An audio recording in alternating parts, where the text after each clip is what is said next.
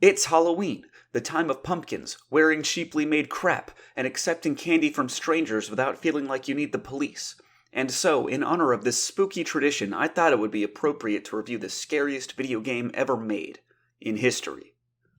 Of all time. Alien Isolation. Super Mario Odyssey! The game starts off in a bleak and desolate Tim Burton world where you wear a ghost on your head and learn how to use it to possess other living beings, taking control of them and usurping their very free will, often leading them to their gruesome demises. People think Alien Isolation is scary because you gotta avoid the monster, but in Super Mario Odyssey, you are the monster. This is emphasized by everyone else calling Bowser the monster, which harkens to real-world fake news, which is scary because it makes me think about politics. More than that, you fly around in the world's scariest aircraft. Look how rickety and unstable it is. It's so bad that it's not even in working order when you find it, looking like this. And then it looks like this after it crashes the first time. And then it looks like this after it crashes the second time.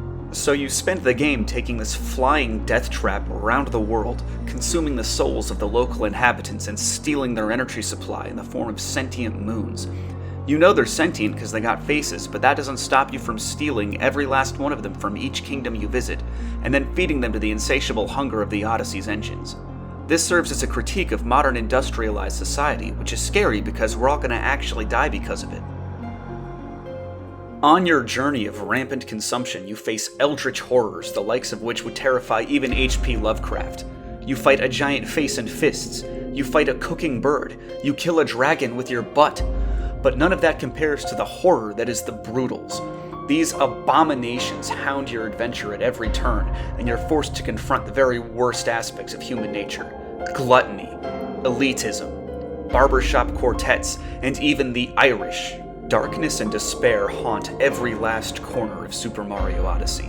On the surface, you might see the vivid colors and lively characters and say, yeah, this is a fun game. I would let my kids play this. But this bright veneer only serves to mask the horror of this grim reality. You go to the desert, but it's frozen and cold. Know what else is cold? Death. Get to the jungle, your ghost hat gets stolen by a bird. Know what else gets stolen by a bird? The guy from Dark Souls. The story is just as bleak. You spend the game chasing after Bowser, who just wants to get married, but you say, no, you can't do that, because love and happiness have no place in a reality like this. Bowser spends the game fleeing in terror from you, while you pursue him with vengeful determination, slaughtering hundreds of bystanders along the way. Super Mario Odyssey is a grim foray into the hopelessness of our world. It offers a strong critique of our ceaseless consumption of power, our dependence on vehicles, and even our inability to control our own lives.